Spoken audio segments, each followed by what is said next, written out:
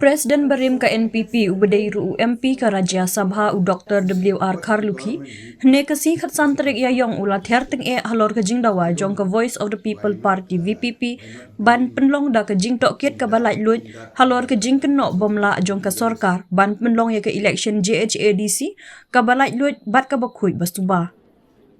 Nakaliang MP ulaong baka parti VPP kalong persya ya ke jing pendon kam da ke bordok sa muscles power Henry ke kersan pat ya ki kam runar.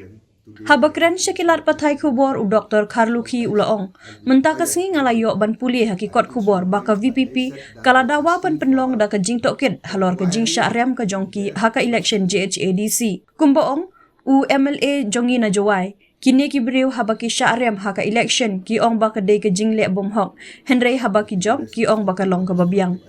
Haba kentat ya ke jing kam jong ke VPP ba ke jing pendon kam da ke bordok sa ke day ke dawa halor ke jing syarem haka election JHADC. Uni unong yalam ke NPP ulaong. Pitip ngadang don ya ke video halor ke wei ke balaja hadin ke election ha ke ba ke ying jong ki nong kersan jongi kalangat ha ke jing syak tombor bat syak thermau. Ngam yo iya kini ki beriu ki beit jai benriu. Namar baka ying jong ki beriu ki basyak penjulor kadai ka ying jong ki nong jaintia. Kumta ngam yo i setia bakan don ke jing penrem na ki nong yalam ki beit shisha ya ke jai benriu. Kila ong ba kadai ka bor dok sa. Henry kani kam dei ka ike Henry kadai ka kam runar bat ka kam pentrium. Kata ka bamut kilong persya ya ka bor dok sa Henry ki kersan ya ki kam runar ula benram. They asking for a inquiry in their loss in Chinese.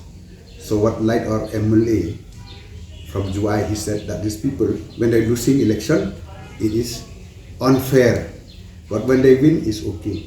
But the only thing I'll tell them, that I saw they came out and said that it is they lost because of muscle power.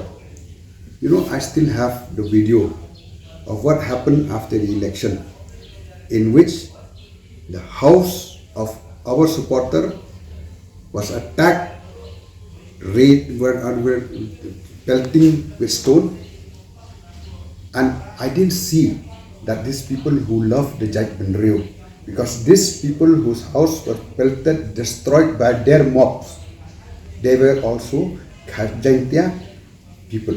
They were Khasi Jaintia people. So I didn't see any condemnation from their leader who really loved the Jai Benrio.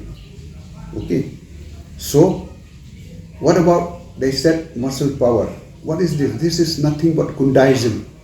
So which means they are against muscle power but in favor of Kundaism.